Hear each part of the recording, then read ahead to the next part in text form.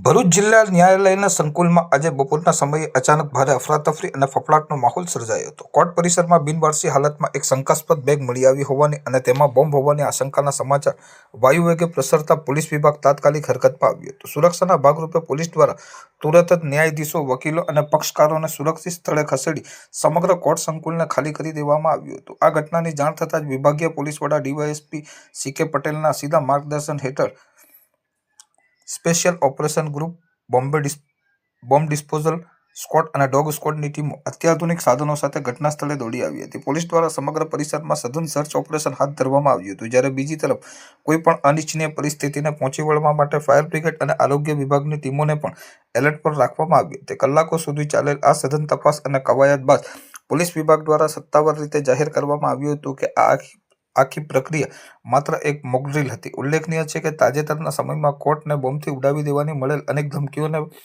પરિપ્રેક્ષ્યમાં સુરક્ષા વ્યવસ્થાની સજ્જતા ચકાસવા અને કટોકટીના સમયે વિવિધ વિભાગો વચ્ચેના સંકલનને મજબૂત બનાવવા માટે આ રિહર્સલ હાથ ધરવામાં આવ્યું હતું। અંતે આ માત્ર મોકડ્રીલ હોવાનું બહાર આવતા કોર્ટ સ્ટાફ અને પક્ષકારોએ રાહતનો શ્વાસ લીધો હતો।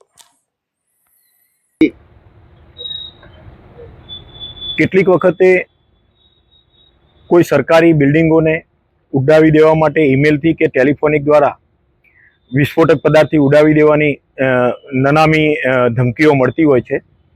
તો આવા સમયે પોલીસ દ્વારા કઈ રીતે કાર્યવાહી કરવામાં આવે તે અંગે આજે ભરૂચ ડિસ્ટ્રિક્ટ કોર્ટ ખાતે એક મોક ડ્રીલનું આયોજન કરવામાં આવેલું હતું। આ મોક ડ્રીલમાં ભરૂચ જિલ્લા પોલીસની ભરૂચ શહેર એ ડિવિઝનની પોલીસ ટીમ, ભરૂચ જિલ્લા એસઓજી પોલીસ ટીમ અને ભરૂચ જિલ્લાની બીડીએસની ટીમ દ્વારા ભાગ લેવામાં આવેલો હતો। અને સાથે સાથે બીજી જે એજન્સીઓ છે, જે આવો કંઈ બનાવ બને તો તાત્કાલિક કઈ રીતે સરકારી દવાખાનાની કે ફાયર બ્રિગેડની મદદ પણ કઈ રીતે લઈ શકાય, એના માટે ફાયર બ્રિગેડની ટીમને અને ડૉક્ટરી સેવાને પણ સામેલ કરવામાં આવેલ હતી।